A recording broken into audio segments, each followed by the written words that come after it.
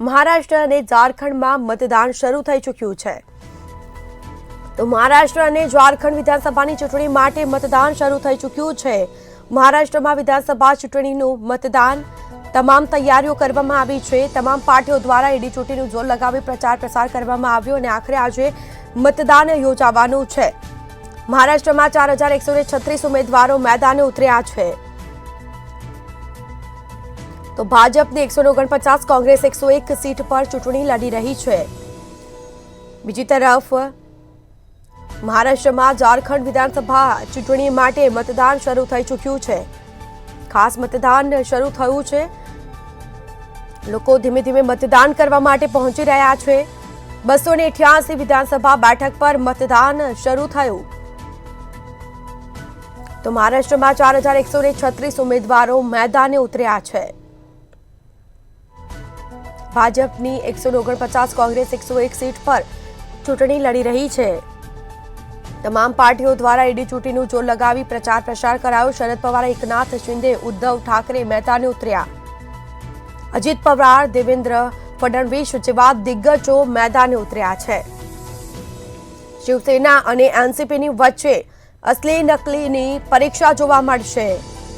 ઝારખંડમાં પણ 81 માંથી 38 બેઠક પર મતદાન શરૂ થયું। સીએમ હેમંત, કલ્પના મરાંડી સહિત 528 ઉમેદવારો મેદાને ઉતર્યા છે।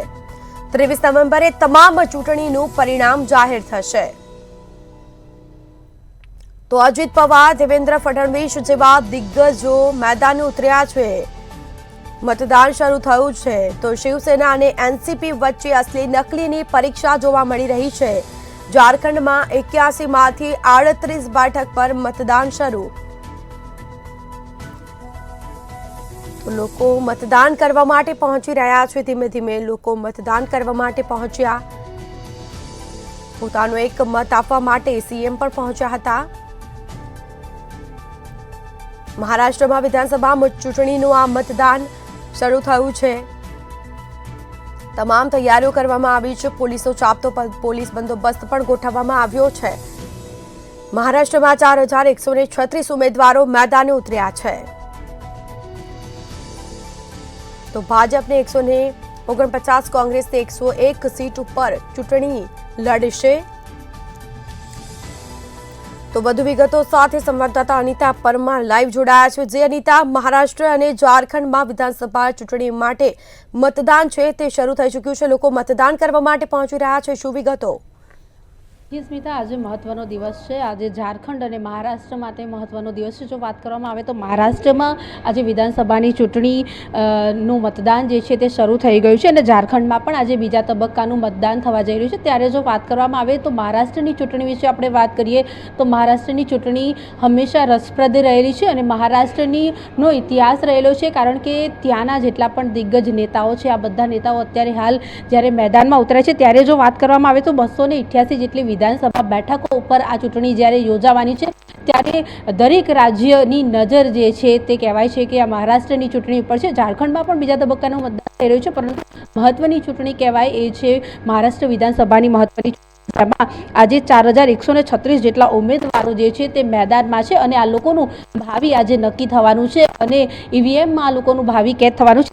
વાત કરવામાં આવે તો ખાસ અજીત પવાર, દેવેન્દ્ર ફડણવીસ જેવા દિગ્ગજ નેતાઓ જે છે તેઓનું ભાવિ આજે ઈવીએમમાં કેદ થવાનું છે। સાથે જો વાત કરવામાં આવે તો અજીત પવાર જે છે, એકનાથ શિંદે જે છે તેવા દિગ્ગજ નેતાઓ જે છે તેમનું ભાવિ પણ ઈવીએમમાં કેદ થશે। ત્યારે જો વાત કરવામાં આવે તો ચૂંટણીની શરૂઆત થઈ ચૂકી છે। લોકો મતદાન કરવા પણ પહોંચી રહ્યા છે। દિગ્ગજ નેતાઓ પણ અત્યારે હાલ મતદાન કરી રહ્યા છે। મહારાષ્ટ્રમાં ચાંપતો પોલીસનો બંદોબસ્ત પણ મૂકવામાં આવ્યો છે અને આ ચૂંટણી વ્યવસ્થિત રીતે પાર પડે એના માટે થઈને પોલીસના ચુસ્ત બંદોબસ્તની સાથે આ ચૂંટણીની શરૂઆત થઈ ગઈ છે। જો વાત કરવામાં આવે તો 23 નવેમ્બરમાં તમામ ચૂંટણીનું પરિણામ આવવાનું છે। સાથે આપણે મહારાષ્ટ્રના અગાઉ વિધાનસભાની ચૂંટણી પર આપણે નજર નાખીએ અને એના ઇતિહાસ વિશે જો વાત કરવામાં આવે તો ગઈ વિધાનસભામાં ભાજપ અને શિવસેનાનું ગઠબંધન થયું હતું અને જેમાં 108 જેટલી બેઠકો જે છે તે શિવસેનાએ જીતી હતી અને 56 જેટલી બેઠકો જે છે ભાજપે 108 જેટલી બેઠકો જીતી હતી અને 56 જેટલી શિવસેનાએ બેઠકો જીતી હતી અને આ ગઠબંધન થયું હતું. અને કોંગ્રેસની વાત કરવામાં આવે તો ગઈ વિધાનસભામાં કોંગ્રેસે 44 જેટલી બેઠકો જીતી હતી અને એનસીપીએ પણ 54 જેટલી બેઠકો જીતી હતી. તે સમયની જો વાત કરવામાં આવે તો ભાજપ અને એનસીપી સત્તામાં આવી ગયા હોત અને સરળતાથી ગઠબંધન બી ત્યારે થઈ ગયું હતું, પરંતુ આ ગઠબંધન જે થયું એમાં થોડા લોચા પડ્યા એવું કહી શકાય અને આ ગઠબંધન જે છે તૂટી ગયું. અને ત્યારબાદ દેવેન્દ્ર ફડણવીસ જે છે તેમને પહેલાં તો મુખ્યમંત્રી બનાવવામાં આવ્યા હતા, પરંતુ થોડાક જ દિવસની અંદર જે છે તે વિધાયકો જે છે તૂટ્યા. અને ત્યારબાદ જો વાત કરવામાં આવે તો જે કહેવાય છે કે વિધાયકો તૂટ્યા બાદ જે તમામ પાર્ટીઓ હતી તે બધી જાણે ચિંતામાં મુકાઈ હોય તેવી પરિસ્થિતિનું તે ટાઈમે સર્જન થયું હતું. શિવસેના અને એનસીપીના ભાગલા પછી 158 જેટલા પક્ષો અત્યારે હાલ જ્યારે ચૂંટણી લડી રહ્યા છે, ત્યારે મહારાષ્ટ્રની આ ચૂંટણી ઉપર તમામ લોકોની નજર છે. જો વાત કરવામાં આવે તો 28 નવેમ્બરે શિવસેના અને એનસીપી અને અઘાડી સરકારનું ગઠબંધન થયું હતું. તે સમયે ઉદ્ધવ ઠાકરે જે છે તે સત્તામાં આવ્યા હતા અને મહારાષ્ટ્રના સીએમ બન્યા હતા. અત્યારે હાલ જો વાત કરવામાં આવે તો આ ચૂંટણી ઉપર મતદાન જ્યારે શરૂ થઈ ગયું છે ને 288 જેટલી બેઠકો જે છે આ તમામ મહત્વની બેઠકો, જેમાં 20 જેટલી બેઠકો વિશે જો વાત કરવામાં આવે તો તેને હોટસીટ માનવામાં આવે છે અને આ બધી બેઠકો ઉપર સૌ કોઈની નજર પણ છે.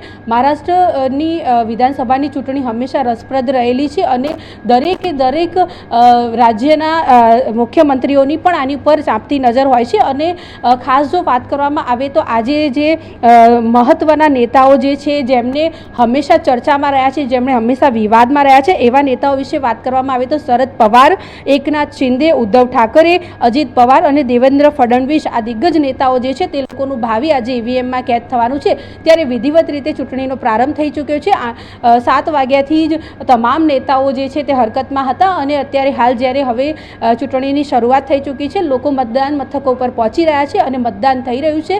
સાથે જો વાત કરવામાં આવે તો પોલીસના ચુસ્ત બંદોબસ્તની સાથે આ જે ચૂંટણી છે તેમાં મહત્વનું પોલીસ પણ યોગદાન આપી રહ્યું છે અને પોલીસ દ્વારા પણ ચૂંટણી જ્યારે થઈ રહી છે ત્યારે ચાપતો બંદોબસ્ત ગોઠવવામાં આવ્યો છે. અને હવે એ જોવાનું રહેશે કે આ તમામ જે દિગ્ગજ નેતાઓ જે છે તેમનું ભાવિ ઈવીએમમાં કેદ થવાનું છે અને હવે જ્યારે ચૂંટણીનું પરિણામ આવશે ત્યારે આ પરિણામ કયા પ્રકારનું આવશે અને કોણ જે છે તે આ ચૂંટણીનો જંગ જીતશે એ જોવાનું રહેશે. જી અનિતા, બિલકુલથી તમામ જાણકારી આપવા બદલ આપનો આભાર. તો ભાજપને 149, કોંગ્રેસ 101 સીટ પર ચૂંટણી લડી રહી છે. બીજી તરફ શરદ પવાર, એકનાથ શિંદે, ઉદ્ધવ ઠાકરે મેદાને ઉતર્યા છે. રસાકસીનો જંગ જામવાનો છે. તમામ પાર્ટીઓ દ્વારા એડી ચોટીનું જોર લગાવી પ્રચાર પ્રસાર કરવામાં આવ્યો અને આખરે મતદાન છે તે શરૂ થઈ ચૂક્યું છે. લોકો મતદાન કરવા માટે પહોંચી રહ્યા છે.